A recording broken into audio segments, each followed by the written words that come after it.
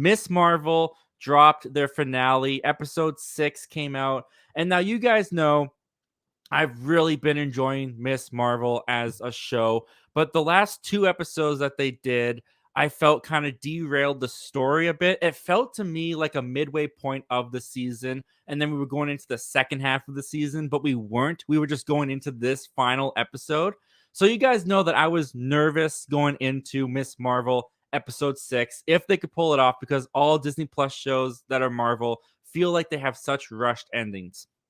And I will say that Miss Marvel doesn't necessarily avoid that problem, but I do think it did it the best way out of all the other shows. So basically, this episode revolved around Kamala and her friends keeping Comrade safe because him and Bruno are being chased down by damage control. So they hide out in the high school and they take out the damage control. It was very I don't know, like Home Alone type shenanigans going on. But what I really liked about this episode was the family dynamic stuff. Just like I've been loving throughout the whole show. I loved that her new costume, which looks really good by the way, the Miss Marvel costume I liked, came from the mom.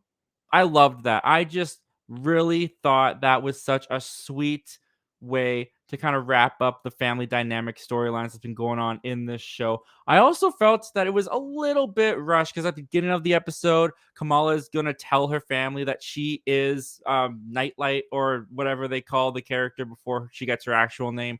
And the family already all knows because the mom found out in the last episode, so she told everyone else. It was kind of an anticlimactic moment, but it was also a very sweet moment within the family. And I adored the way that they tied the family to the superhero stuff because the way that her dad on the rooftop talking with her gave her her name, Miss Marvel, talking about how her name Kamala. Kamal means wonder, it means marvel. They've always seen her as their Miss Marvel. I love that that's how she got her name. And I love the exploration of her powers in this episode as well. She really did feel like in this episode, she came to be her own hero. And I love that they took her back to Jersey City. I don't know why I said San Francisco in my last video, but it was Jersey City. They take her back to Jersey City. I loved how the city rallied behind her, and it was a very Sam Raimi Spider-Man moment. The way that the city kind of got her back and stood behind her, I loved it. I thought the finale was a lot of fun. I thought it did enough things right that I ended up being really satisfied with it and ended up being satisfied with the show as a whole. But guys, if you haven't seen the show, this is the biggest spoiler. This is the big stuff, guys. Because if you haven't seen the show, I mean, go and watch at least the last 5 minutes of it because some stuff happens that really it woke me up. I watched this at 7 a.m. this morning. I was kind of droopy eyed the whole time until stuff like this happened. So the final part of the episode is Bruno and Kamala. They're talking, and Bruno mentions to Kamala that her brother, because now he found out that she has superpowers and all this stuff, also wanted to find out if he had superpowers. So he gave some DNA samples to Bruno, and Bruno looked at his samples and looked at Kamala's, and they didn't match. And he says that Kamala has something different about her genes. In fact, she has a mutation. A mutation.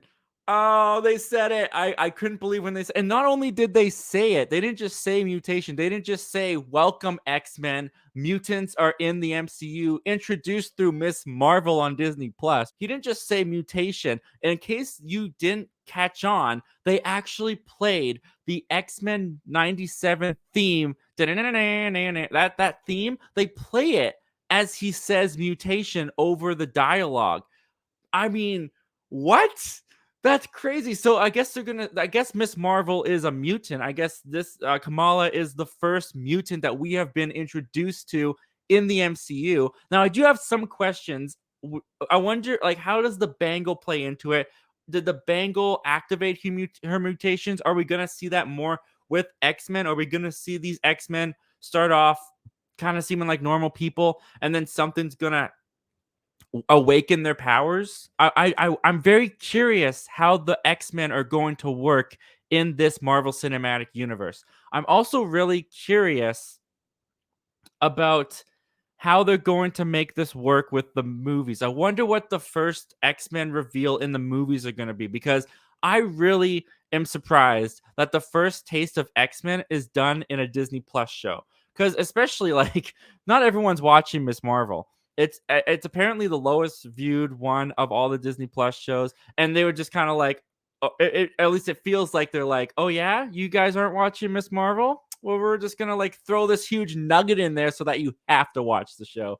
I couldn't believe it, and to be the actor, man, to be this guy, Matt Lintz, I believe is his name, playing Bruno, to be the one that gets to deliver the line that she has a mutation and not be able to say anything, knowing that you said the word mutation for the first time in the MCU. I can't imagine how hard that would have been for the actor. I can't imagine that. And then, of course, guys, after that, the craziness doesn't stop.